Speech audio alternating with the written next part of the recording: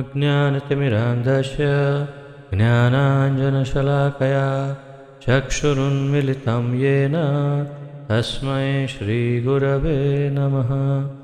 श्रीचैतन्यमनोभीष्टं स्थापितं येन भूतले स्वयं रूपकदा मह्यं ददाति स्वपदान्तिकं।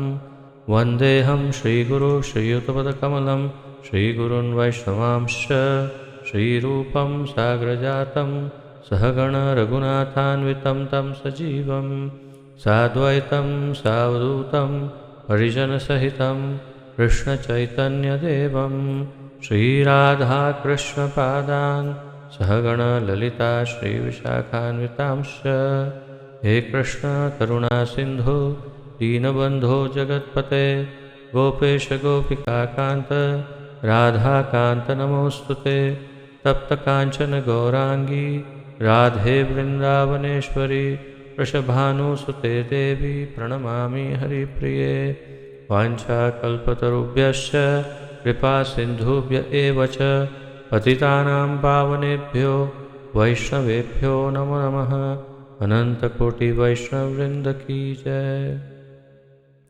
नमः ओं विष्णुपादाय कृष्णप्रेष्ठाय भूतले श्रीमते जयपताका स्वामिन् इति नामिने।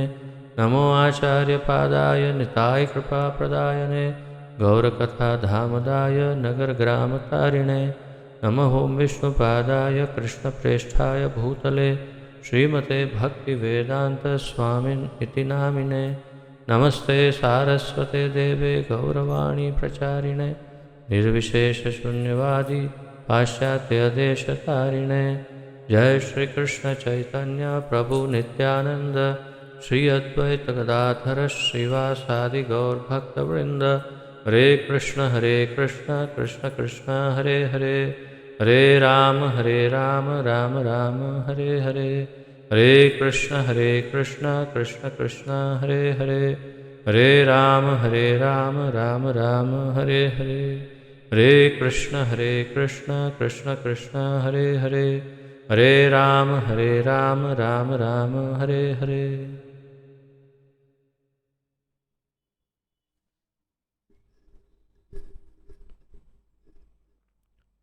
आप सबका बहुत बहुत स्वागत है आज के इस अत्यंत महत्वपूर्ण दिव्य कार्यक्रम में, जिसके अंतर्गत हम सम्मिलित रूप से श्रीमद् भगवद गीता यथारूप का अध्ययन कर रहे हैं, जिसका आलेखन हमारे इस्कॉन के संस्थापक आचार्य श्रीमद् अभय चरणारविंद भक्तिवेदांत स्वामी श्रील प्रभुपाद जी ने किया है।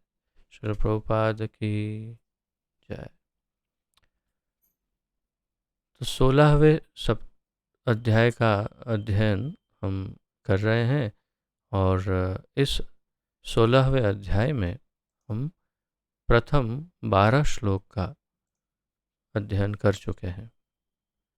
आज 13वें श्लोक से आगे बढ़ेंगे। आपको स्मरण करवा दूं कि प्रथम 3 श्लोक दैवीय गुण का वर्णन है। दैव जो सात्विक, जो ब्राह्मण, जो सात्विक, जो सद्गुणी, जो भक्त होते हैं, उनका कैसा आचरण होता है, उनका जीवन कैसा होता है, सोच कैसी होती है, उसके विषय में प्रथम 3 श्लोक में भगवान ने वर्णन किया। और उसके पश्चात आसुरी गुणों का वर्णन कर रहे हैं भगवान, जो अभी तक जारी है और आगे कई श्लोकों तक आसुरी गुणों का ही वर्णन जारी रहेगा। और कल हमने चौथे श्लोक से लेकर क्षमा करिए, कल 8वें श्लोक से लेकर के 12वें श्लोक का अध्ययन किया। और इन श्लोकों का वर्णन जो हमने कल देखा, वो हम अब इसका पुनरावर्तन करेंगे यहाँ पर। तत्पश्चात आज का 13वां श्लोक लेंगे।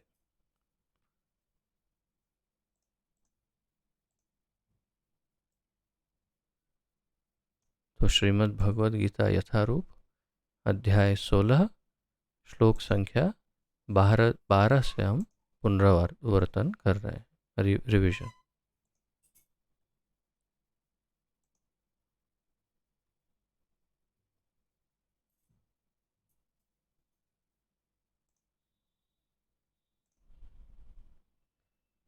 8वें श्लोक में भगवान इस प्रकार कहते हैं,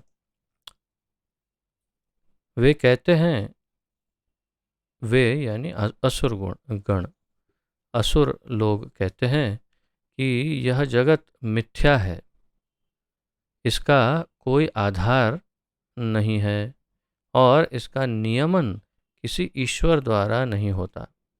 उनका कहना है कि यह कामेच्छा से उत्पन्न होता है और काम के अतिरिक्त कोई अन्य कारण नहीं है। तो असुरों का मानना है कि सब कुछ काम के कारण होता है। तत्पश्चात 9वें श्लोक में भगवान कहते हैं, ऐसे निष्कर्षों का अनुगमन करते हुए आसुरी लोग जिन्होंने आत्मज्ञान खो दिया है और जो बुद्धिहीन हैं, ऐसे अनुपयोगी एवं भयावह कार्यों में प्रवृत्त होते हैं जो संसार का विनाश करने के लिए होता है। 10वें श्लोक में कहते हैं, कभी न संतुष्ट होने वाले काम का आश्रय लेकर तथा गर्व के मद एवं मिथ्या प्रतिष्ठा में डूबे हुए आसुरी लोग इस तरह मोहग्रस्त होकर सदैव क्षणभंगुर वस्तुओं के द्वारा अपवित्र कर्म का व्रत लिए रहते हैं।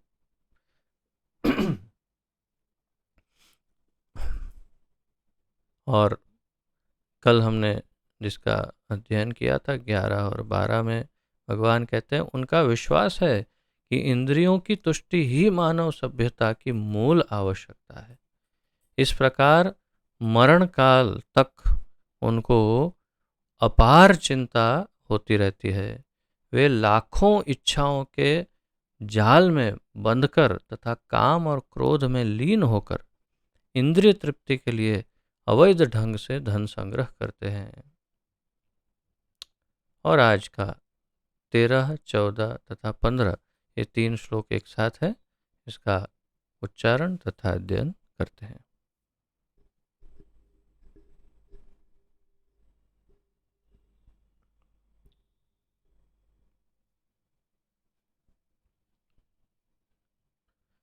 इदमद्य मया लब्धम् इमं प्राप्स्ये मनोरथम् इदमद्य मया लब्धम् इमं प्राप्स्ये मनोरथम् इदमस्तीदमपि मे भविष्यति पुनर्धनम् असौ मया हतः शत्रुर्हनिष्ये चापरानपि ईश्वरोऽहम् अहं भोगी सिद्धोऽहं बलवान् सुखी आढ्योऽभिजनवानस्मि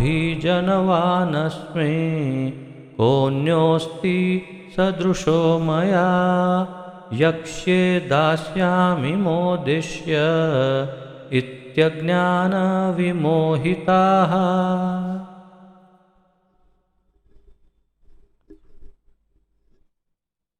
शब्दार्थ अनुवाद तथा तात्पर्य श्रील प्रभुपाद जी द्वारा।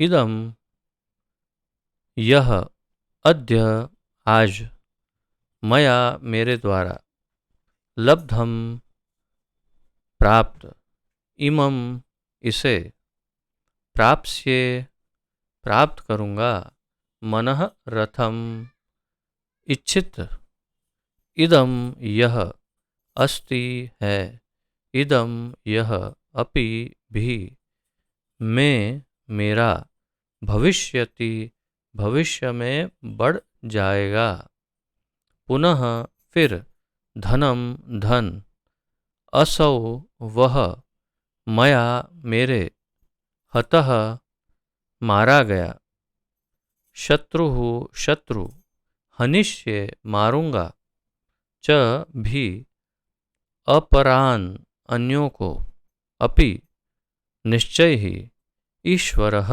प्रभु या स्वामी, अहम मैं हूँ, अहम मैं हूँ, भोगी भोक्ता, सिद्धः सिद्ध, अहम मैं हूँ, बलवान, शक्तिशाली, सुखी, प्रसन्न, आढ्यः, धनी।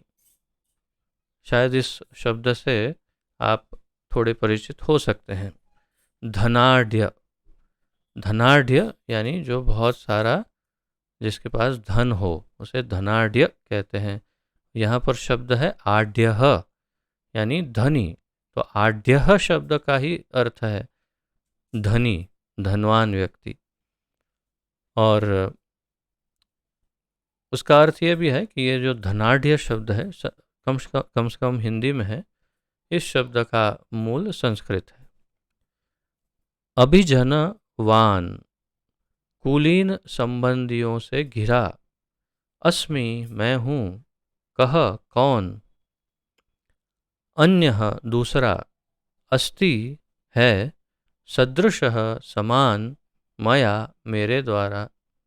यक्ष्ये, मैं यज्ञ करूँगा। यक्ष्ये, तो यज्ञ करूँगा, ऐसा इसका अर्थ है। दास्यामि, दान दूंगा। मोदिष्ये, आमोद प्रमोद मनाऊंगा। आमोद प्रमोद जलसा। मोदिष्ये यानी आमोद प्रमोद, जलसा करूंगा। इति, इस प्रकार। अज्ञान, अज्ञानतावश। विमोहिताः, मोहग्रस्त। इसमें एक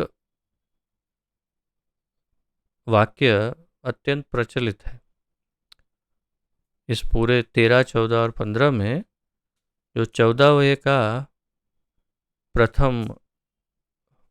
14वें श्लोक की प्रथम पंक्ति है वो अत्यंत प्रचलित है।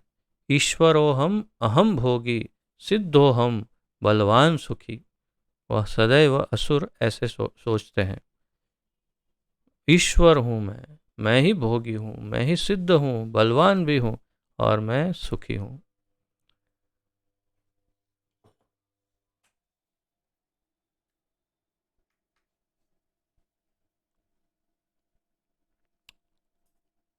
आइए इसका अनुवाद देखते हैं। आसुरी व्यक्ति सोचता है, आज मेरे पास इतना, क्षमा करिए, हाँ, इसमें केवल अनुवाद ही है। इसमें इन तीनों श्लोकों का तात्पर्य नहीं दिया प्रभुपाद जी ने, क्योंकि बहुत ही सामान्य बुद्धि से समझने वाला है ये, और केवल अनुवाद से सब कुछ स्पष्ट हो जाता है, तो अलग से तात्पर्य की आवश्यकता ही नहीं है। अब असुर क्या सोचते हैं? आसुरी व्यक्ति सोचता है, आज मेरे पास इतना धन है और अपनी योजनाओं से मैं और अधिक धन कमाऊंगा। इस समय मेरे पास इतना है, किंतु भविष्य में यह बढ़कर और अधिक हो जाएगा।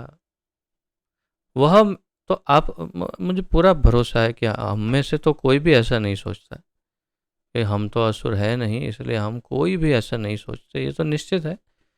नहीं, ये तो केवल एक चेक, वेरिफिकेशन के कहीं हम गलती से ऐसा तो नहीं सोच रहे। ये तो असुरों की सोच है।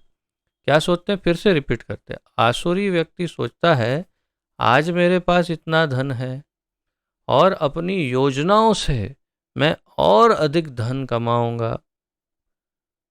इस समय मेरे पास इतना है, किंतु भविष्य में यह बढ़कर और अधिक हो जाएगा। तो ये सारी योजनाएं असुरों की है, धन बढ़ाने वाली। फिर आगे क्या सोचता है? वह मेरा शत्रु है और मैंने उसे मार दिया है और मेरे अन्य शत्रु भी मार दिए जाएंगे। मैं सभी वस्तुओं का स्वामी हूँ, मैं भोक्ता हूँ, मैं सिद्ध, शक्तिमान तथा सुखी हूँ। मैं सबसे धनी व्यक्ति हूँ और मेरे आसपास मेरे कुलीन संबंधी हैं। कोई अन्य मेरे समान शक्तिमान तथा सुखी नहीं है। मैं यज्ञ करूँगा, दान दूंगा और इस तरह आनंद मनाऊंगा। आमोद प्रमोद यानी जलसा करूँगा। इस प्रकार ऐसे व्यक्ति अज्ञानवश मोहग्रस्त होते रहते हैं। इसका पुनः अध्ययन करते हैं ताकि इसमें कोई महत्वपूर्ण पॉइंट रह नहीं जाए। क्या सोचते हैं असुर? आज मेरे पास इतना धन है, धन की योजना बनाते हैं और फिर भविष्य की योजना बनाते हैं कि मैं इससे अधिक धन कमाने वाला हूँ। इस समय मेरे पास इतना है किंतु आगे भविष्य में ये डबल हो जाएगा, 4 गुना होगा, 10 गुना होगा, बढ़ता जाएगा मेरा धन। इस प्रकार कौन सोचता है? असुर। आप सोचेंगे कि अरे तो हमारी जितने बैंक में जितना हमारा है धन, उसके लिए या तो फिर जो भी धंधा कर रहे हैं, बिजनेस कर रहे हैं, यही तो सोच के कर रहे हैं। तो मैं तो कुछ नहीं कह रहा हूँ, मैंने तो ऐसा नहीं कहा कि आप जो कर रहे हैं, सोच रहे हैं, या हम सब जो सोच रहे हैं वो उचित है। क्या भगवान क्या कह रहे हैं वो सुनो। भगवान कह रहे हैं कि ये असुर ऐसा सोचते हैं, मैं कुछ नहीं कह रहा हूँ, इसलिए मुझे मत पूछना। तो भगवान कह रहे हैं कि आज इतना है, कल डबल हो जाएगा, मेरी योजनाएं सफल हो जाएंगी और धन कमाऊंगा। ये आसुरी विचारधारा है। मेरा निजी मत, व्यक्तिगत मत प्रस्तुत कर रहा हूं कि यदि आपके पास थोड़ा अतिरिक्त धन है, एक्स्ट्रा,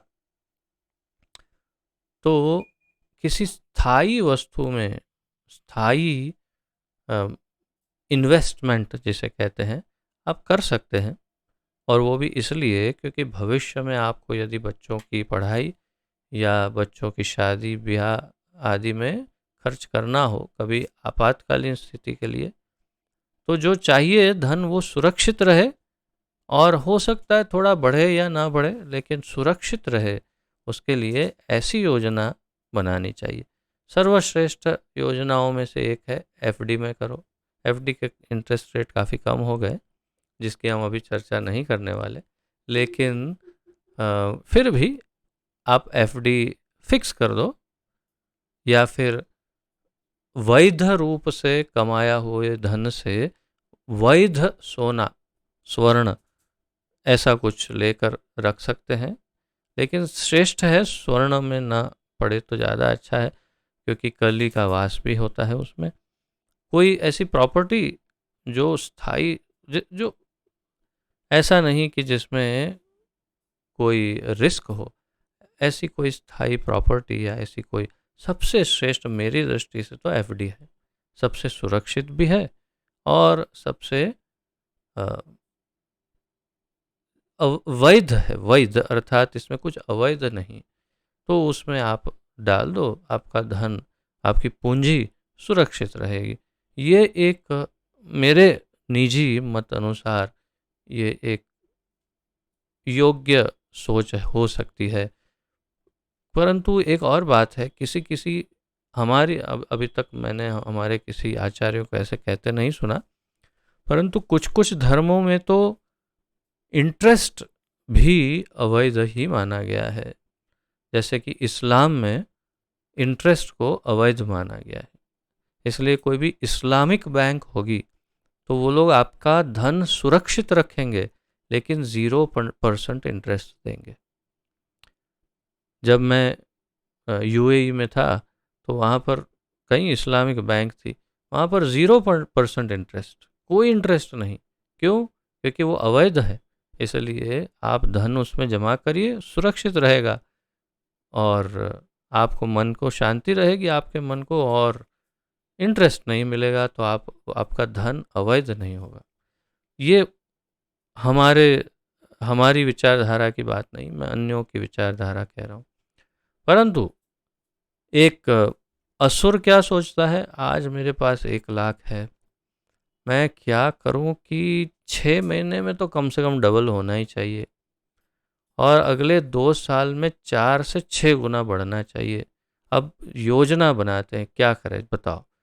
गोल्ड में डालें या कुछ थोड़ा इधर उधर करें, या फिर थोड़ा कुछ किसी को जैसे बहुत हाई इंटरेस्ट पे किसी को लोन पे दे दे, या क्या करें, ऐसा क्या करें कि जिससे ये धन डबल होता जाए। बस ये असुरों की सोच है। तो सट्टा, जुआ, शेयर शेयर मार्केट का सट्टा, स्वर्ण का सट्टा इत्यादि, ये सब में और अनेक प्रकार के अवैध बिजनेस में वो इन्वेस्ट करने को तैयार हो जाते हैं। ये है असुरों की सोच। दूसरी उनकी सोच क्या है? वह मेरा शत्रु है और मैंने उसे मार दिया है। तो आज के युग में तो अब तो मार देना इतना आसान नहीं, पूर्व काल में तो आसानी से मार देते थे, क्योंकि तब पुलिस जैसा कुछ इतना कठोर कुछ नहीं होता था। अब थोड़ा सरकार थोड़ी कठोर है, तो मार ऐसे नहीं दिया तो वैसे मार दिया, कैसे उसको बिजनेस में पछाड़ दिया या उसके परिवार में कुछ करा दिया, कुछ ऐसा कर दिया कि वो लगभग मरे बराबर ही हो जाता है। शत्रु ऐसा कार्य करते हैं। ये किसकी सोच है? ये असुरों की सोच है कि मेरे शत्रु को कैसे भी नुकसान पहुंचाया जाए और मेरे अन्य शत्रु भी मार दिए जाएंगे, और अगर भविष्य में और शत्रु बढ़ेंगे तो चिंता की कोई बात नहीं है, मेरे पास बढ़िया बढ़िया योजनाएं हैं, मैं सब शत्रुओं को समाप्त कर दूंगा। मैं सभी वस्तुओं का स्वामी हूँ। ईश्वरोहम अहम भोगी। मैं स्वामी हूँ, सभी वस्तुओं का स्वामी हूँ, मैं ही ईश्वर हूँ और मैं भोगता हूँ, अहम भोगी। फिर क्या कहते? सिद्धो हम बलवान सुखी। मैं सिद्ध हूँ, मैं सिद्ध महात्मा की तरह सिद्ध हूँ और शक्तिमान बलवान, मैं ही बलवान हूँ। मैं ही मिस्टर यूनिवर्स, मिस्टर इंडिया हूँ, मैं बहुत शक्तिमान और सुखी, मैं ही सबसे सुखी हूँ और होना चाहिए, मुझे ही सबसे अधिक सुखी होना चाहिए। आप आधुनिक काल में देखेंगे तो जितने बड़े बिजनेसमैन, बड़े फिल्म स्टार या बड़े बड़े राजनेताओं का जीवन देखेंगे तो यही विचारधारा आपको एकदम स्पष्ट सामने प्रदर्शित होती हुई दिखाई देगी। एकदम स्पष्ट उनकी विचारधारा, उनकी जीवन शैली बस यही है, मैं ही ईश्वर हूँ, मैं ही भोगता हूँ, मैं ही सिद्ध हूँ, मैं ही शक्तिमान हूँ, मैं ही सुखी हूँ, मैं ही सबसे धनी व्यक्ति हूँ और मेरे आसपास मेरे कुलीन संबंधी हैं। आगे वो ये भी सोचता है कि मैं सबसे धनी व्यक्ति भी हूँ, धनवान हूँ, इतना ही नहीं, मेरे आसपास जितने मेरे संबंधी हैं सभी अत्यंत कुलीन हैं, बहुत ही अच्छे लोग सब मेरे संबंधी हैं और ये सब मेरे अधीन हैं, सब मेरे ऊपर ही निर्भर करते हैं। कोई अन्य मेरे समान शक्तिमान तथा सुखी नहीं है। मत्तः परतरम नान्यत, भगवान बोल सकते हैं, लेकिन ये जीव, असुर जीव जो हैं वो भी यही कहते हैं, मेरे से ऊपर या मेरे समान शक्तिमान भी कोई नहीं है और मेरे जैसा सुखी भी कोई नहीं है। मैं यज्ञ करूंगा, दान दूंगा और इस तरह आनंद मनाऊंगा, जलसा करूंगा। आहा, वाह! ऐसे ऐसे ही अब आप बताइए, मैं कुछ गलत कह रहा हूँ? ऐसे ही सोचते हैं बिल्कुल, फिर ऐसे ही सोचते हैं असुर। मैं ये करूँगा, वो करूँगा, थोड़ा दान पुण्य करूँगा, थोड़ा दिखावा, थोड़ा ये, और फिर बस जलसा करूँगा। इस प्रकार ऐसे व्यक्ति अज्ञानवश मोहग्रस्त होते रहते हैं। अब भगवान अंत में क्या कह रहे हैं? इस प्रकार ऐसे जो व्यक्ति हैं असुर, वो अज्ञानता के कारण मोहग्रस्त होते रहते हैं, अर्थात जो वास्तविकता नहीं है उसे वास्तविकता मान करके ऐसे जीते रहते हैं और उनको लगता है कि ये सब, लेकिन इनका परिणाम क्या होने वाला है अगले कई श्लोकों में यही चर्चा भगवान करेंगे। तो यहाँ 13, 14, 15 में ये कह दिया कि वो कैसे सोचता है। 16, 17, 18 तक में बता देंगे कि उसके साथ और क्या क्या होने वाला है फिर, और क्या क्या करता है और क्या क्या उसके साथ होता है। तो ये असुर की एक बहुत ही विचित्र सोच है। अब मुझे एक उदाहरण इससे स्मरण हो रहा है। आप लोगों ने शायद पाश्चात्य जगत के बहुत ही नामी गिरामी गायक माइकल जैक्सन का नाम शायद सुना होगा। बहुत ही उनका नाम हुआ। उन्होंने अपने नाक की सर्जरी लगभग कुछ 20 एक बार करवाई, ऐसा कुछ है। वो सब बहुत प्रचलित है, जग विख्यात है ये बात। वे अश्वेत वर्ण में प्रकट हुए थे। जो अफ्रीका में जिस प्रकार के लोग होते हैं उस प्रकार अश्वेत वर्ण में, परंतु उन्होंने अपने पूरे शरीर की चमड़ी का ऑपरेशन करवा के संपूर्ण शरीर में श्वेत रंग की चमड़ी की सर्जरी करवाई और अश्वेत से श्वेत हो गए, वाइट स्किन। और अत्यंत धनाढ़, उनका बहुत ही विशाल एक फार्म के बीच में उनका बहुत विशाल महल था। और उस महल में, पूरे संपूर्ण महल में वो अकेले रहते थे। और उन्होंने, ऐसा कहते हैं कि डिज्नीलैंड, अगर आपने नाम सुना हो, तो अपना स्वयं का एक डिज्नीलैंड, एक जू, एक प्राणी संग्रहालय जिसे कहते हैं, ऐसा एक जू टाइप का बना दिया था अपने घर में। सभी प्रकार के, विविध प्रकार की वस्तुओं को अपने मनोरंजन के लिए उन्होंने अपने घर में रखी थी उस महल में। एक डॉक्टरों की टीम सदैव 24 घंटे उनके साथ रहती थी। सिर्फ एक प्रॉब्लम था उनका, उनको कभी भी नींद नहीं आती थी, नींद आती ही नहीं थी। और नींद के लिए उनको विशेष प्रकार के नशे के इंजेक्शन लेने पड़ते थे जो डॉक्टर उन्हें देते थे। 50 वर्ष की उनकी आयु थी और एक दिन डॉक्टर घर में इधर उधर शायद होंगे, तो उन्होंने अपना नींद का इंजेक्शन स्वयं लिया और थोड़ा डोज ज़्यादा हो गया और शरीर छूट गया। और फिर कुछ लोगों का ये कहना है, बाद में जो उस राजमहल में गए होंगे, उन लोगों ने, कुछ कुछ लोगों ने उनके प्रेत को वहाँ भटकते हुए देखा भी है, भूत बन गए, ऐसा कहते हैं। अब आप सोचिए, अत्यंत धनाढ़ व्यक्ति, क्या नहीं है उनके पास। उनके पास सुख नहीं था, चैन नहीं था, शांति नहीं थी, बाकी सब था। तो सुख चैन, हाँ, एक और चीज नहीं थी, कोई स्वजन नहीं थे। तो न परिवार था, न सुख चैन, न शांति, और धन ही धन। तो उस धन का सागर ही उनको खा गया। तो हमें इससे सीख लेनी चाहिए कि धन से कुछ भी प्राप्त नहीं होता। धन से क्या प्राप्त होता है? धन से सुविधा प्राप्त हो सकती है, लेकिन सुविधा प्राप्त होने से सुख या शांति प्राप्त होगी, उसकी कोई गारंटी नहीं है। जैसे कि मैं देखता हूँ कई कई लोग जो धन थोड़ा ज़्यादा होने से एप्पल का आईफोन लेके इस्तेमाल करते हैं। हमारे मित्र मंडल में एक व्यक्ति है, बहुत धनवान है, तो आईफोन लेकर घूमते हैं। अब मुझे निश्चित रूप से पता है कि उन्हें आईफोन का उपयोग केवल फ़ोन करने और व्हाट्सएप इस्तेमाल करने के अलावा और कुछ आता नहीं।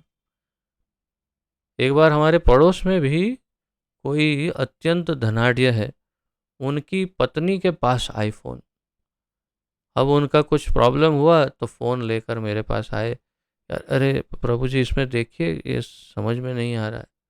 मैं देखकर आश्चर्यचकित हो गया कि एक अनपढ़ गंवार घरेलू औरत, उसके पास आईफोन है और उसको फ़ोन करने के अलावा कुछ नहीं आता, और आईफोन लेकर बैठी है। क्यों? बस केवल दिखावे के लिए। तो सुविधा होने का फायदा क्या है? सुविधा का इस्तेमाल तक नहीं आता।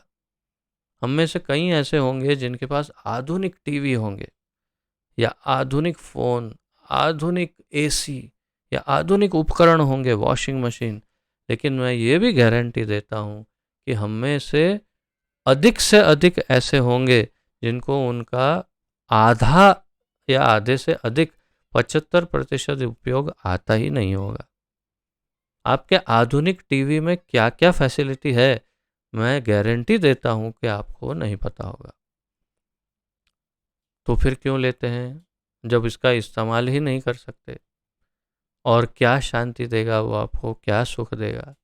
तो तात्पर्य कि सिर्फ अपनी सामान्य बुद्धि का प्रयोग कीजिए कि धन कभी भी सुख नहीं दे सकता, किसी भी अवस्था में नहीं दे सकता, किसी काल में, किसी परिस्थिति में धन सुख या शांति दोनों में से कुछ भी नहीं दे सकता। ना प्रेम दे सकता है, जो सबसे महत्वपूर्ण है। आप सबसे अधिक धनवान व्यक्ति हो, परंतु आपको प्रेम धन से नहीं मिलेगा। तो फिर धन क्या, क्या लाभ धन का? तो धन से क्या मिलेगा?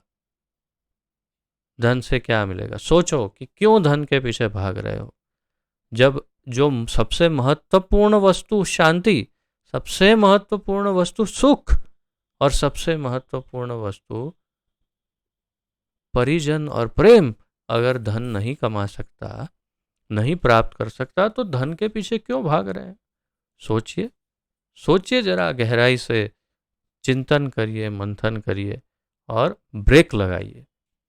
ब्रेक लगाइए कि कहाँ तक भागूंगा, जिससे कोई लाभ नहीं, उसके पीछे कहाँ तक भागूंगा। तो ये असुरों की सोच है। अब आगे 16वें श्लोक में देखते हैं भगवान क्या बताते हैं।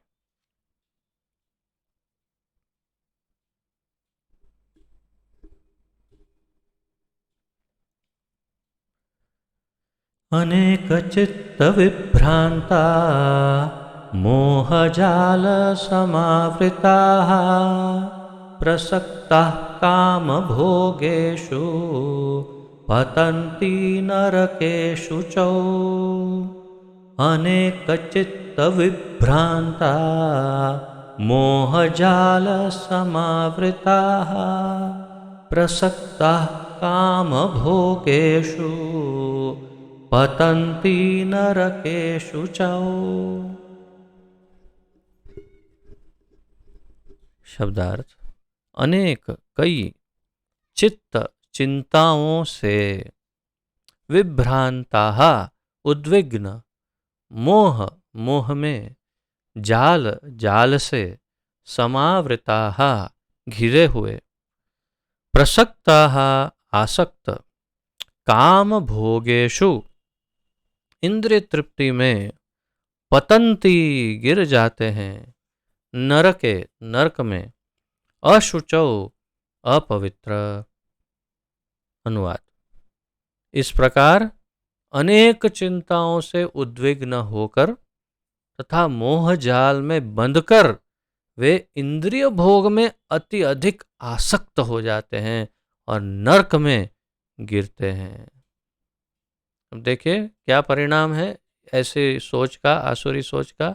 भगवान स्वयं बता रहे हैं, इस प्रकार अनेक चिंताओं से उद्विग्न होकर, तो ये सब उनको लगता है मैं सुखी हो जाऊंगा, मैं सबसे बलवान हूं, मैं इन इन इन सब शत्रुओं को मार दूंगा, मैं ये करूंगा।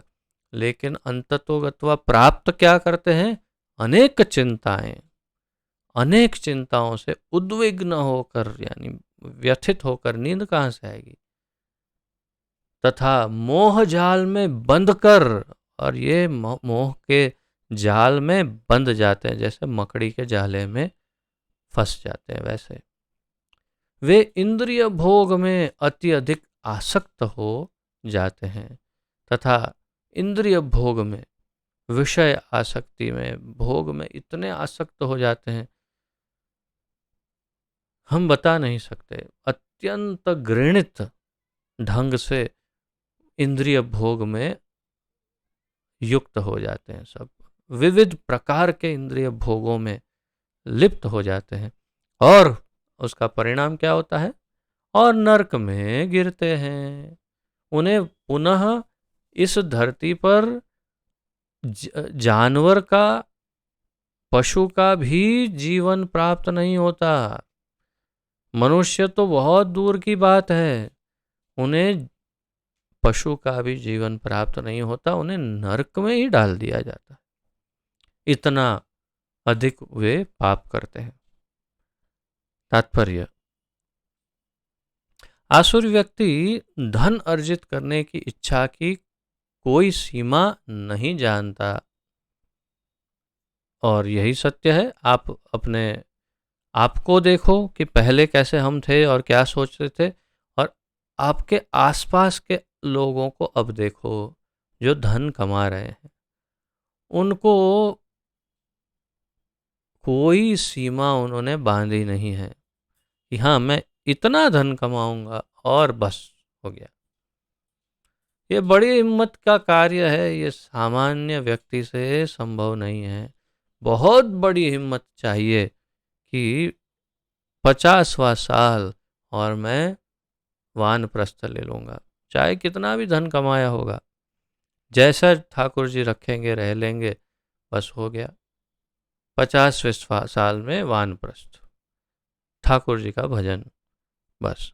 या फिर बस इतनी सीमा है मेरी, मुझे इतने 15,000, 20,000, 25,000 जो भी है, कोई भी एक सीमा कि इतने में मेरा सब कुछ हो जाता है, तो बस और कुछ करने की आवश्यकता नहीं है। संतोष इतने में ही, बस ठाकुर जी इतने में ही अच्छा रखते हैं, सुख शांति है, और क्या चाहिए। अधिक धन आएगा, विपत्ति निश्चित रूप से आएगी, एकदम निश्चित है। तो लेकिन आसुरी व्यक्ति धन अर्जित करने की, धन कमाने की कोई सीमा नहीं जानता। उसकी इच्छा असीम बनी रहती है, असीम। उसको बस कमाते ही रह, कितना, अरे बस इस देश का सबसे धनवान व्यक्ति बनना है, फिर पूरी पृथ्वी का सबसे धनवान व्यक्ति बनना है, फिर इंद्र से भी ज्यादा धनवान, कुबेर से भी ज्यादा धनवान बनना है, फिर ब्रह्मा जी से भी बड़ा पद प्राप्त करना है और धन कमाना है सबसे ज्यादा, फिर भगवान से भी ज्यादा धन, अरे वाह, भगवान से भी ज्यादा धन कमाना है, बहुत बढ़िया। तो उनकी कोई सीमा नहीं होती कि बस इतना करना है। और क्यों करना है? बस करना है, नशा है। वह केवल यही सोचता रहता है कि उसके पास इस समय कितनी संपत्ति है, और ऐसी योजना बनाता है कि संपत्ति का संग्रह बढ़ता ही जाए। बस यही उसकी योजना, यही उसका कार्य, यही उसका बिजनेस, यही उसकी सोच, दिन रात कैसे धन बढ़ता जाए, बस। इसलिए वह किसी भी पापपूर्ण साधन को अपनाने में झिझकता नहीं, और अवैध तृप्ति के लिए काला बाजारी करता है। इतना धन कमा लेने पर भी, ऐसे तो कई उदाहरण है, इतिहास खोल कर देखो। इतने बड़े बड़े धनवान लोग पहले ही धनी थे, लेकिन फिर भी उनकी धन की लालसा इतनी तीव्र थी, पागलपन था, कि धन होते हुए भी अवैध काला बाजारी आदि में गिर गए और फिर संपूर्ण नष्ट हो गए। ऐसे कई लोग हैं, आज भी हैं। तो अवैध तृप्ति के लिए काला बाजारी करते हैं, और उनकी कोई सीमा नहीं।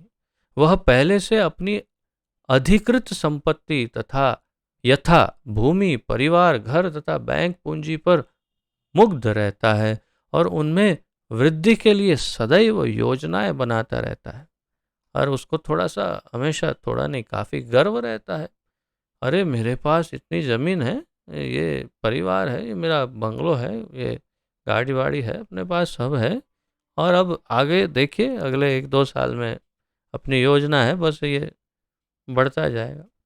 आपको ऐसा अनुभव अवश्य होगा कि किसी ऐसे व्यक्ति के घर गए आप जो थोड़ा धनाढ़ हो, उनसे आप बात कर रहे हैं, तो वो ऐसे लगेगा कि एकदम नॉर्मल बात कर रहा है, लेकिन बात के अंदर गर्व की और अहंकार, अभिमान की बू छुपी होगी।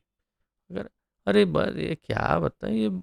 अब देखो ऐसा है, थोड़ा बहुत इधर उधर करके ये देखो, ये एक बंगलो है, वो एक दूसरा एक बंगलो वहाँ पर है, बस एक वो फ्लैट लिया था अभी थोड़े समय पहले, बस ये गाड़ी तो आपने देखी, अब एक और गाड़ी है जो रखी हुई है, वो तो ठीक है, ड्राइवर लेके घूमता रहता है इधर उधर, ये क्या है, अपनी पत्नी को कहीं शॉपिंग वॉपिंग में जाना हो तो, और कुछ नहीं। और बेटा अमेरिका में है। हाँ, और क्या बेटे को वो बोले अमेरिका पापा आपका बिजनेस में इंटरेस्ट नहीं, चलो जाओ, मैंने बोला अमेरिका जाओ, अमेरिका चला गया वो, अब वहाँ पर अपना कर लेता है क्या। अब ये सब किसके लिए है, बेटी को वो वो जो धनाढ़ व्यक्ति है उनके साथ शादी करा दिया, वो भी बस मजे में। और अपने अब क्या है कि अब अगले 2-3 साल का जो है प्लान बनाया है, एक वहाँ पर एक बड़ा, इससे थोड़ा सा विशाल बंगलो, इस थोड़ा छोटा पड़ता है, तो थोड़ा बड़ा बंगलो लेंगे और ये करेंगे वो करें, बस आ हा हा हा, क्या गर्व छांटता रहता है और कैसे कैसे बड़ी बड़ी बात करता है। और सोच क्या है, ईश्वरो हम अहम भोगी और सिद्धो हम बलवान सुखी, बस यही उसकी सोच प्रदर्शित होती है। ये कौन सोचता है, असुर। तो ध्यान रखिए कि ये आसुरी वृत्ति का परिचायक है। यदि कोई ऐसी बातें करता है तो असुर है उसे। और उसके शब्दों में कहीं भगवान के प्रति धन्यवाद का यदि भाव ना हो तो निश्चित हो जाएगा कि असुर है। लेकिन यही सब होने पर भी अगर संपूर्ण रूप से भगवान का धन्यवाद कर रहा है तो फिर वो असुर नहीं है, तब फिर भगवान की कृपा से उसे सब प्राप्त हुआ है। और वो बात बात पर कहता है हमारे ठाकुर जी की कृपा से आज ये है, हमारी राधा रानी की दया से आज ये भी है। अब देखिए ना, हमारे भगवान इतने दयालु हैं कि उन्होंने ये दिया हुआ है, ऐसे कहते हैं। मैं जब यूएई में था तो अन्य और कोई चीज़ हो ना हो, परंतु मुझे इस्लाम की एक बात से मैं इतना प्रभावित हो गया, 2 बातों से बल्कि बहुत प्रभावित हो गया, और मुझे लगा कि हम वास्तव में उनसे बहुत ही पीछे हैं, इस्लाम से भी। क्यों? इन 2 चीज़ों के कारण। एक तो ये कि वो नमाज करने में 5 बार अपने, जो चुस्त हैं उनकी बात है, जो चुस्त हैं वो दिन में 5 बार अवश्य प्रार्थना करते हैं, नमाज करते हैं। और कहीं भी हो, कैसे भी हो, किसी भी परिस्थिति में, मैंने रोड पर देखा है, रोड के बीचों बीच कार साइड में पार्क करके सीधा बिछा करके नमाज पढ़ने शुरू हो जाते हैं, इतना चुस्त भगवान के प्रति। और दूसरी उससे भी बड़ी बात, उनको यदि कुछ भी कहते हैं आपके पास ये है वो है, तो बस एक ही जवाब कहते हैं, अल्हम्दुलिल्लाह, अल्हम्दुलिल्लाह। यानी कि भगवान अत्यंत दयालु है, अल्लाह बहुत कृपालु है कि उन्होंने ये सब दिया हुआ है। और आप और हमको यदि कोई कहते थे कैसे हैं, क्या चल रहा है, सब ठीक है, बोले अरे जलसा है, बहुत मजा में बापू, मजा कर रहे हैं। केम छो, अरे मजा में, यही जवाब देते हैं। और वहाँ पर पूछते हैं तो क्या कहते हैं, अल्हम्दुलिल्लाह, यानी भगवान की कृपा है, सब ठीक है। तो ये विशेष बात है कि भगवान के प्रति यदि कृतज्ञता हो तो फिर वो असुर नहीं है। लेकिन यदि वो भगवान का नाम ही नहीं ले रहा हो, जैसे आगे के श्लोक में भगवान बताएंगे कि वो कैसा द्वेष करता है भगवान से, उसकी भी बात यहाँ भगवान कहेंगे आगे, तो वे निश्चित रूप से असुर है। तो आगे प्रभुपाद जी यहाँ बताते हैं, उसे अपनी शक्ति पर ही विश्वास रहता है और वह यह नहीं जानता कि उसे जो लाभ हो रहा है उसके वह उसके पूर्व जन्म के पुण्य कर्मों का फल है। अब यही तो सबसे बड़ा प्रॉब्लम है। कुछ तो कैसे किया, अरे हमने थोड़ी योजना बनाई थी, हमने ये किया था, हमारा प्लानिंग था, हमारे हमने ये किया, हमने वो किया, हमने वो किया। अरे लल्लू राम, तुम्हारे पूर्व जन्मों में जो पुण्य किए उसका फल है। तो कुछ भी नहीं करता तो भी तुझे ये तो मिलने ही वाला था, कैसे भी मिल जाता। क्यों? क्योंकि तेरे पूर्व जन्म का पुण्य कर्म है जिसका फल तू भोग रहा है। और जैसे ही पुण्य क्षीण हो जाएंगे, ये सब कुछ तुझसे छीन लिया जाएगा, चाहे तू कितनी भी योजना बना ले। ये नहीं जानते हुए उसे ऐसी वस्तुओं का संचय करने का अवसर इसीलिए मिला है, लेकिन उसे पूर्व जन्मों के कारणों का कोई बोध नहीं है, नहीं होता। तो वो असुर या आसुरी स्वभाव वाले व्यक्ति, जीव, ये नहीं सोच पाते कि ये पूर्व जन्मों के हमारे कुछ सत्कर्मों का फल है। ऐसा ही सोचता है कि मैं इतना बुद्धिमान हूं कि मैंने ये सब किया है अपने बलबूते पर। और कई बार तो कई पिताएं अपने पुत्रों के सामने अपना गर्व झाड़ते हैं। तू देख रहा है, तू कुछ करता नहीं है, तूने तूने जीवन में कुछ नहीं किया। तू देख मैंने कैसे मेहनत करके इतना बड़ा साम्राज्य खड़ा किया है, इतना धन कमाया है, कैसा कैसा क्या क्या करना पड़ता है, तू गधा है, तुझे समझ नहीं आता। ऐसा ऐसा कह करके, गाली गलौज करके, अपने बच्चों को ही प्रताड़ित करके अपना गर्व झाड़ते हैं कि देखो मैंने क्या योजना बना करके, कितनी मेहनत करके ये सब कमाया है, और तुझ में अक्ल नहीं, तू उड़ा रहा है। अरे अक्ल तो तुझ में नहीं है मेरे प्यारे, कि वो अपना भाग्य लेकर तेरे घर में जन्मा है पैसे तेरे उड़ाने के लिए, और तू कमा कर भी उसे नहीं भोग पा रहा है क्योंकि तेरे भाग्य में है ही नहीं। वो तेरे बेटे का भाग्य है इसके लिए, और तू उसको गाली गलौज कर रहा है, उसे कोई फर्क नहीं पड़ेगा। तो ऐसा ऐसे असुर पिता, जैसे हिरण्यकशिपु जैसे पिता भी होते हैं। अब आगे प्रभुपाद जी कहते हैं, वह यही सोचता है कि उसकी सारी संपत्ति उसके निजी उद्योग से है। उसने जो बिजनेस या जो भी उसने योजना बनाई उसके लिए ही ये सब संपत्ति उत्पन्न हुई। आसुरी व्यक्ति अपने बाहुबल पर विश्वास करता है, कर्म के नियम पर नहीं। वो कहते हैं अरे कर्म कर्म क्या करते हो, ये तो बिल्कुल जो डरपोक लोग हैं उनकी बातें हैं, कर्म भगवान ये वो। अरे हम तो अपने बाहुबल पर सब कमाते हैं। अच्छा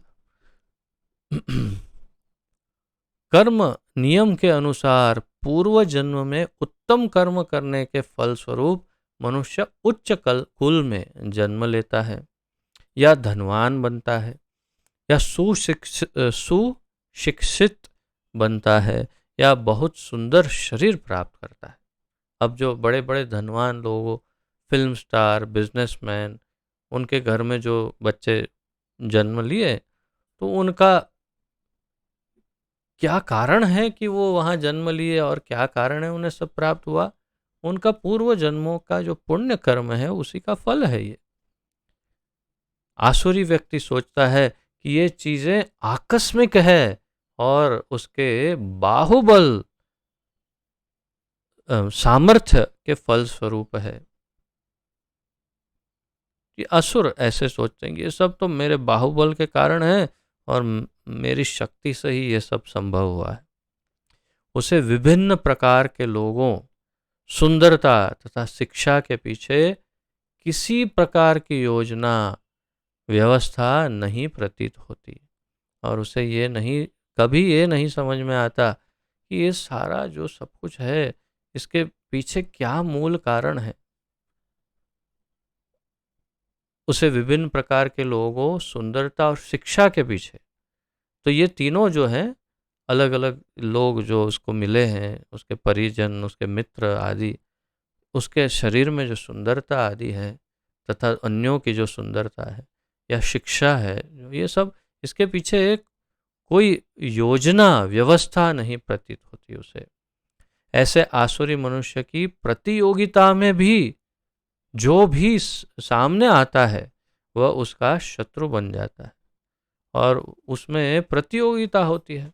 अगर कोई सामने आ गया तो शत्रु बन जाता है। ऐसे अनेक आसुरी व्यक्ति होते हैं और इनमें से प्रत्येक अन्यों का शत्रु होता है। ऐसे कई आसुरी व्यक्ति है, लेकिन सारे आसुरी व्यक्ति एक दूसरे के शत्रु होते हैं। यह शत्रुता पहले मनुष्यों के बीच, फिर परिवारों के बीच, तब समाजों में और अंततः राष्ट्रों के बीच बढ़ती जाती है। तो ये व्यक्तिगत शत्रुता से लेकर के प्रारंभ होकर के राष्ट्रीय शत्रुता तक चलती जाती है। अतएव विश्व भर में निरंतर संघर्ष, युद्ध तथा शत्रुता बनी हुई है। अब सोचिए, इस प्रभुपाद जी के इन वाक्यों पर चिंतन करके सोचिए कि इंडिया और पाकिस्तान, भारत तथा पाकिस्तान के बीच में जो शत्रुता है उसके मूल में जाइए। किसी एक हिंदू का किसी एक मुसलमान के साथ कुछ अनबन होने के कारण, थोड़ी शत्रुता उत्पन्न होने के कारण पारिवारिक शत्रुता उत्पन्न हुई, उससे सामाजिक शत्रुता उत्पन्न हो गई कि हिंदू ऐसे तो मुस्लिम ऐसे, और सामाजिक शत्रुता इतनी बढ़ गई कि मुसलमान एक समुदाय बनाकर अलग रहने लगे, हिंदू समुदाय बनाकर अलग रहने लगे। सोचिए, फिर एक व्यक्तिगत शत्रुता से प्रारंभ हो करके इतना बड़ा रूप लिया और अंततोगत्वा इतना बड़ा स्वरूप ले लिया कि दो देश ही अलग हो गए। और दो देश अलग होने पर भी भगवान जाने क्या कमी है, अभी तक शांति नहीं है। दोनों को देश अलग हो गए, फिर भी कुत्ते बिल्ली की तरह बस लड़ते, ये मेरी जमीन, ये मेरा कश्मीर, ये मेरा वो, बस लड़ाई लड़ाई लड़ाई लड़ाई लड़ाई लड़ाई। और पैसे का अपव्यय, धन का अपव्यय, और हमारे शूरवीर जवानों यानी जो सेनानी हैं उनके भी जीवन का भी व्यय। इस प्रकार संपूर्ण राष्ट्र में चिंता, अरे ये दुश्मन देश ऐसा, ये किसके कारण हुआ? मूल में देखो, एक व्यक्ति के कारण। तो यही बात यहाँ पर प्रभुपाद जी इंगित कर रहे हैं। आगे प्रभुपाद जी बताते हैं, प्रत्येक आसुरी व्यक्ति सोचता है कि वह अन्य सभी लोगों की बलि करके रह सकता है। वो ये सोचता है कि मैं सब की बलि चढ़ा दूंगा और मैं रहूंगा अकेला। सामान्यतया ऐसा व्यक्ति स्वयं को परम ईश्वर मानता है और आसुरी उपदेशक अपने अनुयायियों से कहता है कि तुम लोग ईश्वर को अन्यत्र क्यों ढूंढ रहे हो? तुम स्वयं अपने ईश्वर हो, तुम जो चाहो कर सकते हो। ईश्वर पर विश्वास मत करो, ईश्वर को दूर करो, ईश्वर मृत है। यही आसुरी लोगों के उपदेश हैं। प्रभुपाद जी 50-60 वर्ष पूर्व ये जब लिखे, तब आज भी विभिन्न प्रकार की सोच, विभिन्न प्रकार के समुदाय हैं। उस समय एक ऐसा समुदाय था जो ईश्वर विरोधी समुदाय था, और वो ये कहते थे, उनका सार रूप में वाक्य था, द गॉड इज डेड, भगवान मर गए हैं। ऐसा उनका सार वाक्य था, द गॉड इज डेड, भगवान मर गए, वो बूढ़े हो गए, मर गए, और अब भगवान नहीं है, तो अब हम ही भगवान हैं। क्योंकि भगवान ने, हाँ ठीक है, भगवान ने सब बना लिया, जैसे बाइबल में लिखा है, इसमें लिखा है, वैसे सब बना दिया होगा भगवान ने, लेकिन अब भगवान मर गए, तो अब हम ही भगवान हैं, और अब जो चाहो करो, मर्जी के मालिक हो, ऐसा। तो इसीलिए यहाँ पर प्रभुपाद जी कह रहे हैं, ईश्वर मृत है। यही आसुरी लोगों के उपदेश हैं, प्रभुपाद जी बता रहे हैं। यद्यपि आसुरी मनुष्य अन्यों को अपने ही समान या अपने अपने आप से बढ़कर धनी तथा प्रभावशाली देखता है, तो भी वह सोचता है कि उससे बढ़कर न तो कोई धनी है और न प्रभावशाली। यदि वो देखता है कि उसका धन मुझसे ज्यादा है या तो वो भी सोचता है नहीं, मैं ही सबसे धनवान हूं बस। जहां तक उच्च लोकों में जाने की बात है, वे यज्ञों को संपन्न करने में विश्वास नहीं करते। यदि उच्च लोक में जाना है तो रॉकेट बना देंगे, बस चलो चंद्रमा चलते हैं, यहाँ चलते हैं, या कोई और योजना बनाएंगे, या अपना स्वयं का यज्ञ प्रकट करेंगे। अब जैसे प्रभुपाद जी यहाँ बताएंगे, बहुत अच्छा उदाहरण देते हैं प्रभुपाद जी। तो वो सोचते हैं, वे सोचते हैं कि वे अपनी यज्ञ विधि का निर्माण करेंगे और कोई ऐसी मशीन बना लेंगे जिससे वे किसी भी उच्च लोक तक पहुंच जाएंगे। कोई ऐसा मशीन बनाएंगे, कोई ऐसी यज्ञ विधि का निर्माण करेंगे जिससे उच्च लोक। ऐसे आसुरी व्यक्ति का सर्वश्रेष्ठ उदाहरण रावण था। उसने लोगों के समक्ष ऐसी योजना प्रस्तुत की थी जिसके द्वारा वह एक ऐसी सीढ़ी बनाने वाला था जिससे कोई भी व्यक्ति वेदों में वर्णित यज्ञों को संपन्न किए बिना स्वर्गलोक को जा सकता था। उसी प्रकार अब आपको शायद पता नहीं, इंटरनेट पर सर्च करिए रावण की स्वर्ग की सीढ़ी, तो आपको वो चित्र दिखाई देगा। वास्तव में है वो ऐसी स्वर्ग की सीढ़ी रावण की उसने बनाई थी। उसने एक ऐसी सीढ़ी बनाई थी जो आज भी है, इतने लाखों वर्ष के पश्चात। हाँ, अभी भी उसके अवशेष हैं उस सीढ़ी के। रावण की स्वर्ग की सीढ़ी आप इंटरनेट में देखिए, उसमें चित्र दिखेंगे। तो उसने ऐसी सीढ़ी बनाना प्रारंभ कर दिया था और काफ़ी लंबी सीढ़ी बनाई होगी, उसमें से कुछ तो टूट गया होगा भाग, लेकिन उस वो ऐसा सोचता था कि मैं ऐसी सीढ़ी बनाऊंगा जिस पर चढ़कर के सीधा स्वर्ग में पहुंचा जा सकता है सदेह। उसके लिए ना कोई यज्ञ चाहिए, ना इंद्र आदि को प्रसन्न करने की कुछ आवश्यकता। तो वो है रावण की, गॉट इट है ना, सी इंटरनेट पर प्रदर्शित हो रही है रावण की स्वर्ग की सीढ़ी। तो ऐसे होते हैं महासुर, जैसे जिससे कोई भी व्यक्ति वेदों में वर्णित यज्ञों को संपन्न किए बिना स्वर्ग लोक को जा सकता था।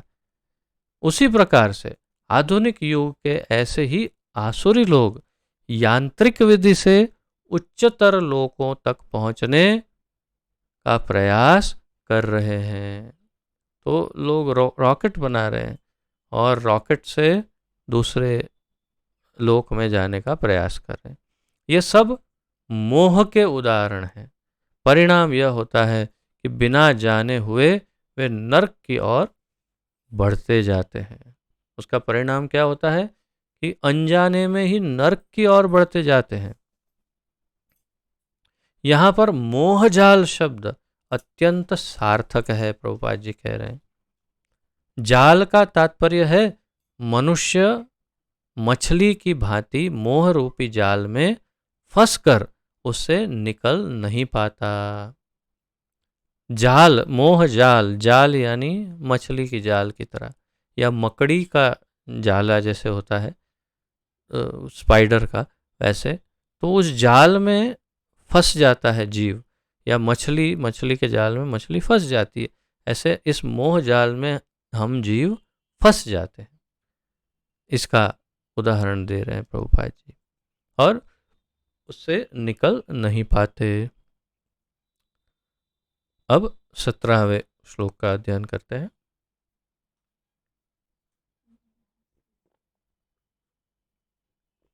काफी लंबी है ना, बड़ी सीढ़ी है।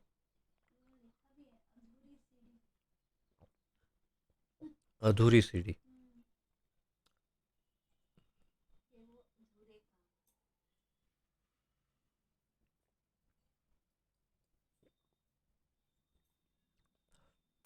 अवश्य देखेगा इंटरनेट पर रावण की अधूरी सीढ़ी।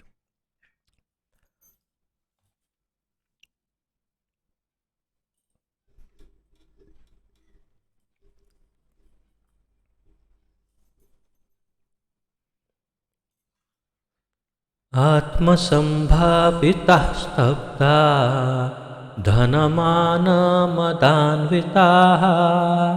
यजन्ते नाम यज्ञैस्ते दम्भेनाविधिपूर्वकम्। आत्मसम्भाविताः स्तब्धा धनमानमदान्विताः यजन्ते नाम यज्ञैस्ते दम्भेनाविधिपूर्वकम्।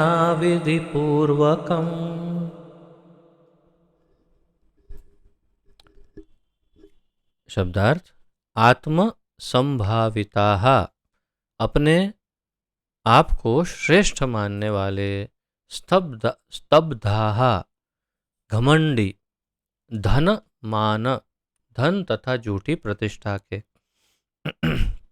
मद में अन्विताः लीन, यजन्ते यज्ञ करते हैं, नाम मात्र के लिए, यज्ञ ही यज्ञों के द्वारा, ते वे दंभेन घमंड से, अविधिपूर्वकम विधि विधानों का पालन किए बिना।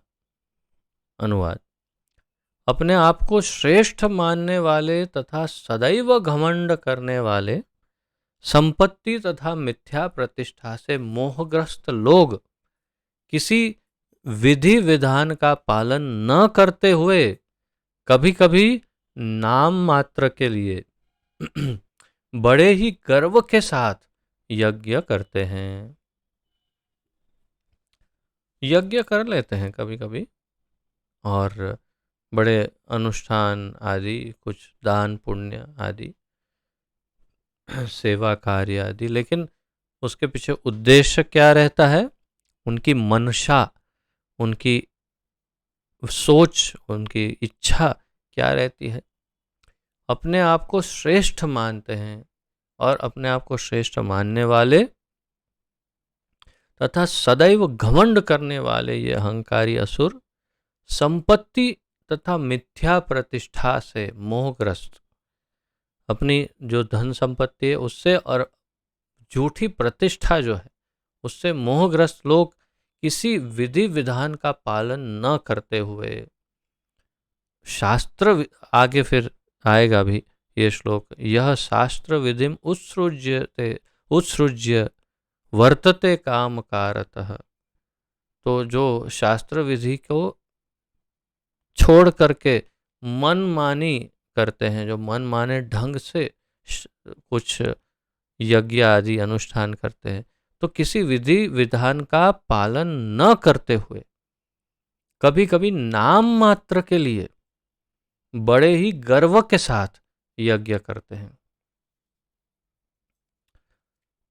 उसका क्या फल होगा आगे बताया जाएगा।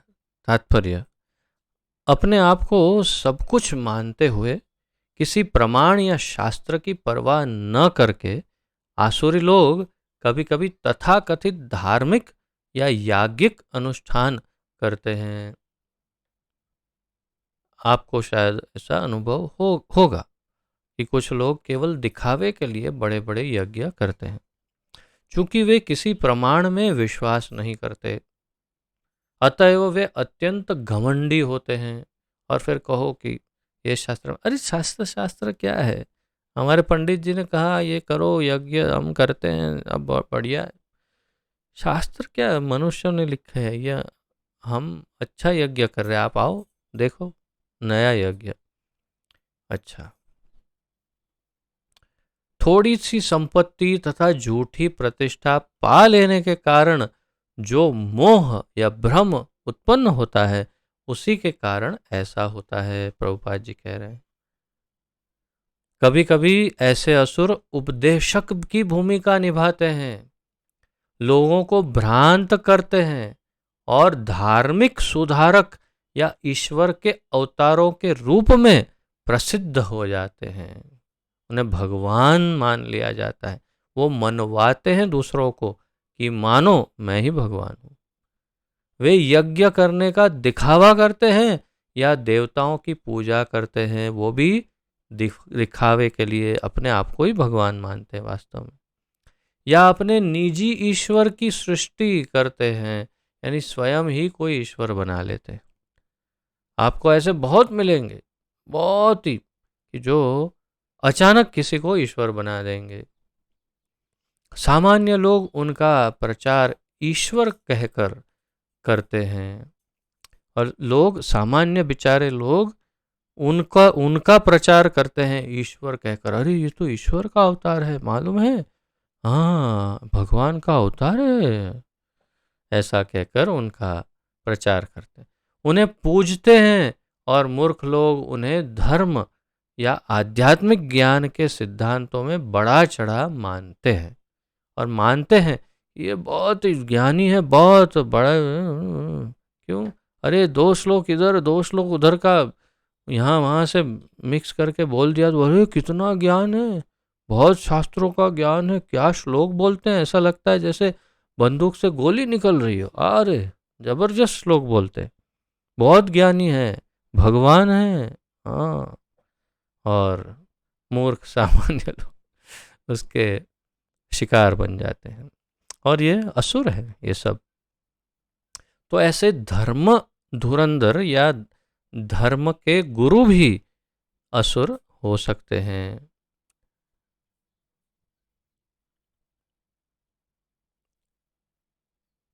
आगे प्रभुपाद जी कहते हैं,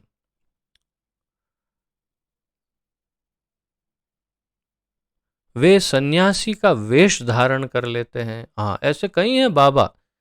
आप, अब मैं नाम नहीं ले सकता, क्या करूं, मैं मजबूर हूं, नाम नहीं ले सकता, नहीं तो कभी यूट्यूब या कोई और इस चैनल पर कुछ या हमारे जो हमारा प्रचार कार्य है उस पर रोक लगा दे, तो इसलिए नाम तो ले नहीं सकता, लेकिन ऐसी इच्छा हो जाती, यहाँ तक नाम आ जाता है।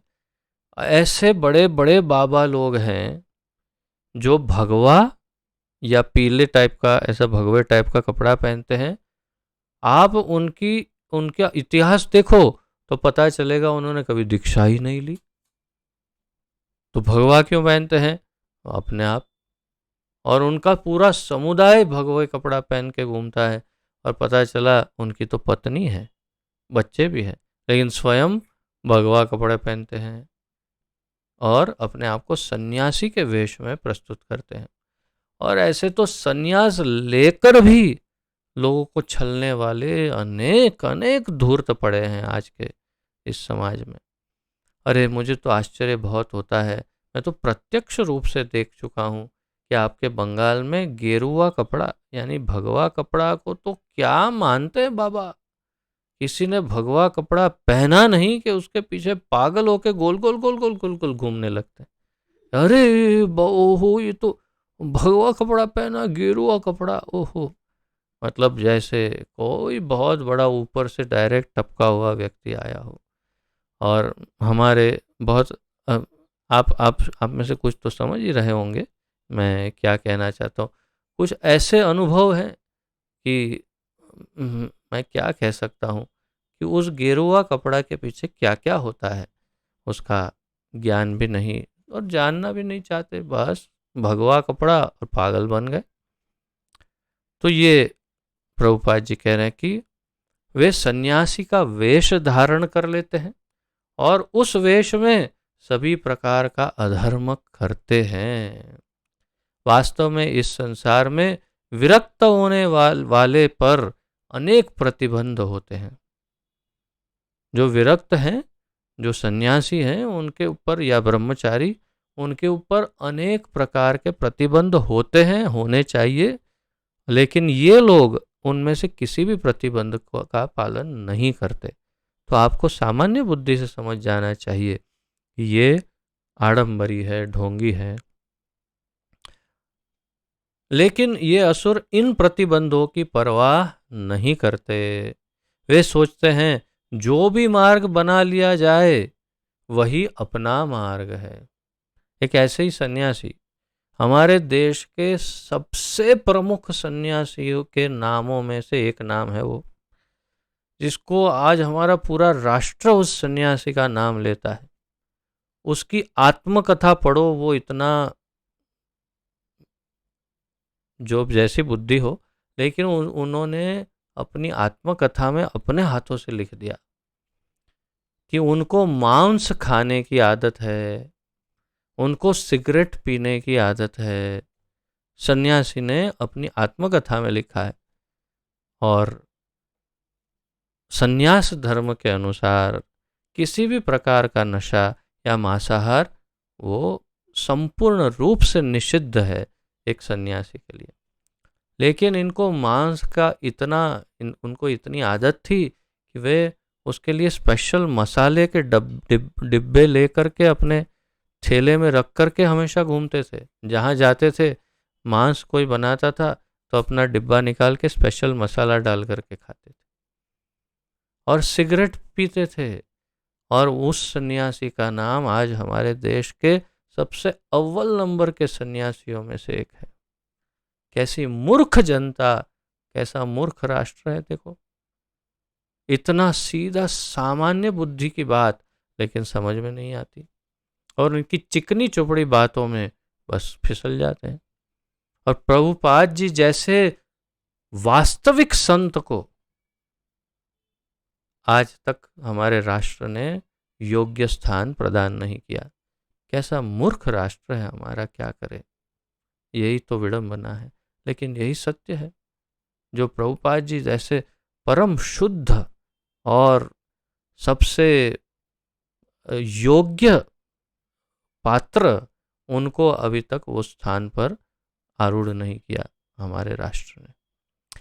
खैर जो भी है, प्रभुपाद जी को कोई अंतर नहीं पड़ता क्योंकि वे तो सिद्ध और नित्य मुक्त हैं। आगे प्रभुपाद जी बताते हैं, लेकिन ये असुर इन प्रतिबंधों की परवाह नहीं करते। वे सोचते हैं कि जो भी मार्ग बना लिया जाए वही अपना मार्ग है। उनके समक्ष आदर्श मार्ग जैसी कोई वस्तु नहीं होती जिस पर चला जाए। यहाँ पर अविधि पूर्वकम शब्द पर बल दिया गया है, जिसका अर्थ है विधि विधानों की परवाह न करते हुए। ये सारी बातें सदैव अज्ञान तथा मोह के कारण होती है। तो ये सब अज्ञान और मोह का ही प्रतिफल है और कुछ भी नहीं है। और एक श्लोक 18, बहुत ज़्यादा बड़ा नहीं है, तो एक और श्लोक ले लेते हैं 18वां, तत्पश्चात फिर विराम लेंगे।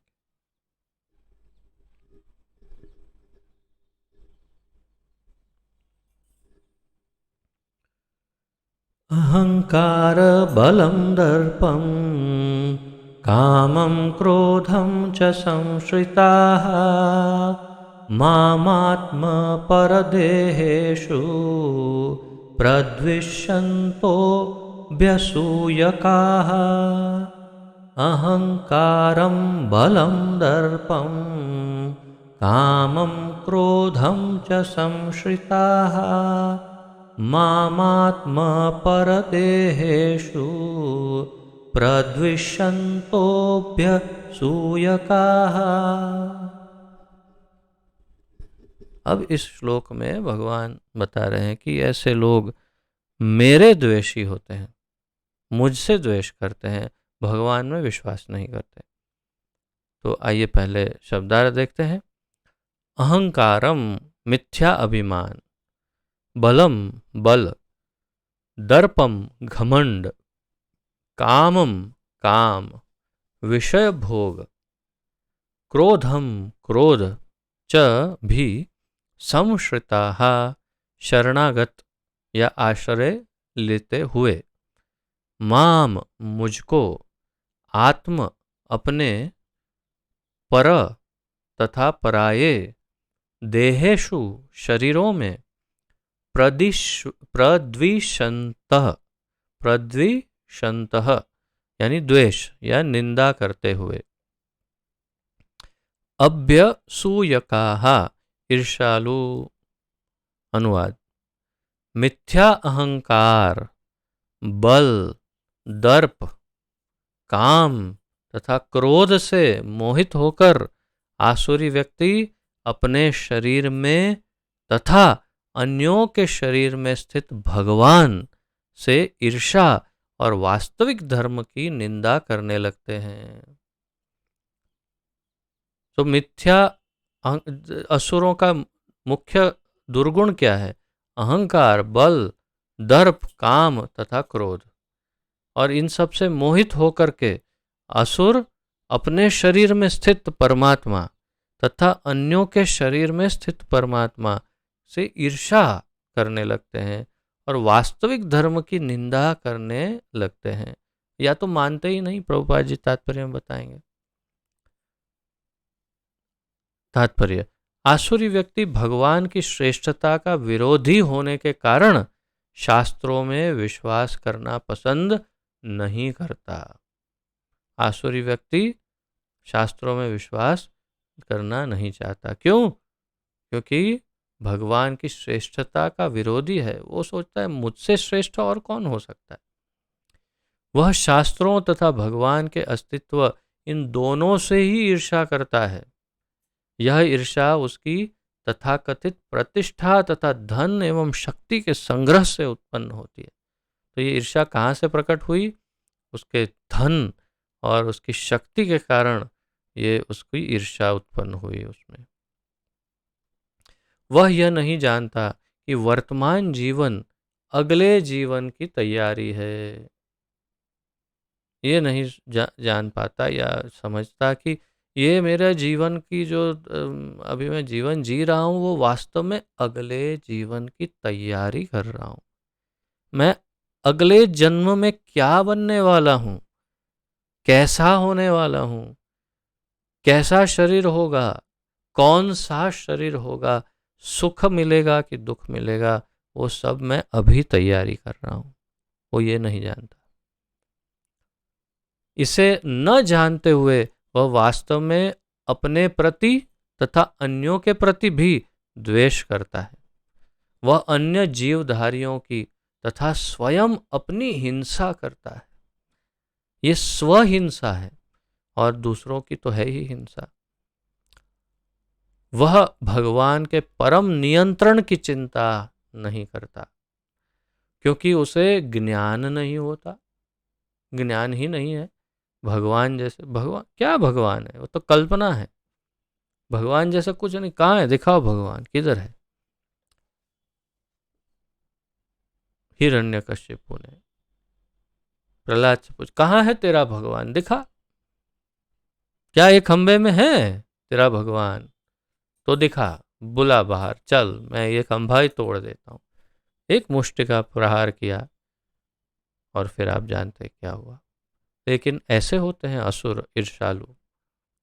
शास्त्रों तथा भगवान से ईर्ष्या करने के कारण वह ईश्वर के अस्तित्व के विरुद्ध झूठे तर्क प्रस्तुत करता है और शास्त्रीय प्रमाण को अस्वीकार करता है।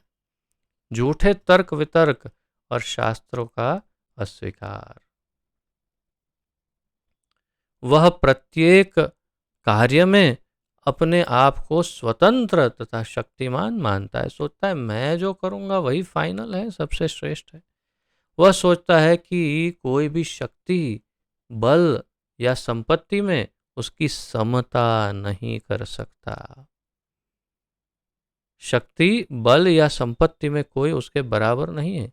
अतः वह चाहे जिस तरह कर्म करे उसे कोई रोक नहीं सकता। वो ऐसे सोचता है। यदि उसका कोई शत्रु उसे इंद्रिय कार्यों में आगे बढ़ने से रोकता है तो वह उसे अपनी शक्ति से छिन्न भिन्न करने की योजनाएं बनाता है। और यदि कोई उसका शत्रु उत्पन्न हो जाए जो उसको रोकने का प्रयास, तो उसे प्लान बना करके उसका पूरा सर्वनाश करने का प्लान घड़ लेता है, योजनाएं बना लेता है। तो इस प्रकार असुर बहुत विशिष्ट होते हैं और उनके गुण आपने देखे।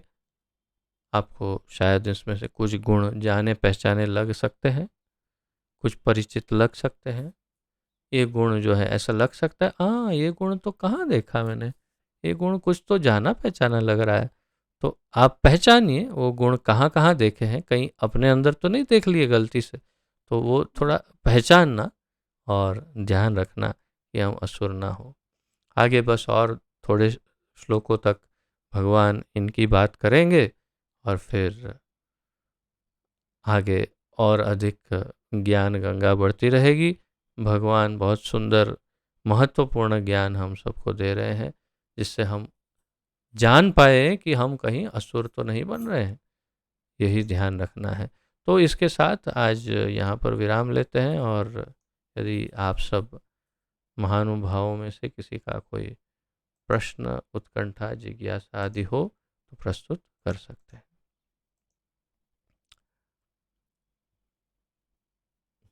Yeah. No. Okay.